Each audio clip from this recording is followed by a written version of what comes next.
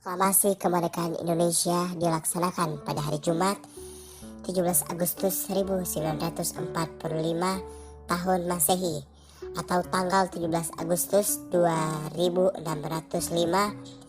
menurut tahun Jepang atau 17 Agustus Showa 20 dalam penanggalan Jepang itu sendiri yang dibacakan oleh Soekarno dengan didampingi oleh Muhammad Hatta di sebuah rumah di Jalan Pegangsaan Timur nomor 56 Jakarta Pusat.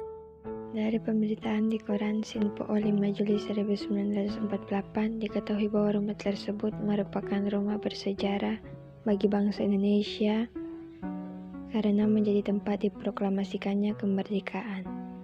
Rumah tersebut juga pernah dipakai sebagai rumah pertemuan. Belanda juga pernah memfungsikan rumah tersebut sebagai rumah tawanan juga. Rumah itu pun berubah lagi menjadi gedung Republik hingga akhirnya pemiliknya yang orang Belanda menjualnya seharga 250.000 gulden. Rumah ini akhirnya dibeli oleh pemerintah Indonesia, begini bunyi pemberitaan tersebut.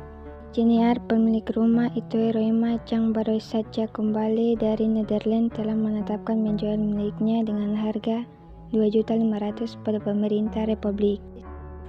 Pada tahun 2005, Belanda menyatakan bahwa mereka telah memutuskan untuk menerima secara de facto tanggal 17 Agustus 1945 sebagai tanggal kemerdekaan Indonesia. Namun, pada tanggal 14 September 2011, pengadilan Belanda memutuskan dalam kasus pembantaian Rawagede bahwa Belanda bertanggung jawab karena memiliki tugas untuk mempertahankan penduduknya, yang juga mengindikasikan bahwa daerah tersebut adalah bagian dari Hindia Timur Belanda. Para pemuda pejuang, termasuk Chairul Saleh, Sukarni, dan Wikana, yang terbakar gelora kepahlawanannya setelah berdiskusi dengan Ibrahim Gelar Datuk Tan Malaka pada dini hari tanggal 16 Agustus 1945.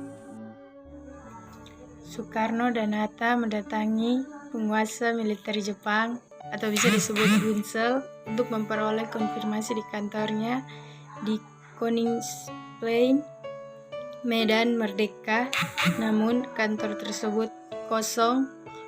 Soekarno dan Hatta bersama Ahmad Subarjo kemudian ke kantor Bukanfu Laksamana Muda Maeda di Jalan Medan Merdeka Utara, Jakarta. Golongan muda, Wikana, dan golongan tua yaitu Ahmad Subarjo melakukan perundingan. Subarjo menyetujui untuk memproklamasikan kemerdekaan Indonesia di Jakarta. Maka diutuslah Yusuf Kunto untuk mengantar ke Rangas Dengklok. Mereka menjemput Soekarno dan Hatta kembali ke Jakarta. Subarjo berhasil meyakinkan para pemuda untuk tidak terburu-buru memproklamasikan kemerdekaan. Setelah tiba di Jakarta, mereka pulang ke rumah masing-masing.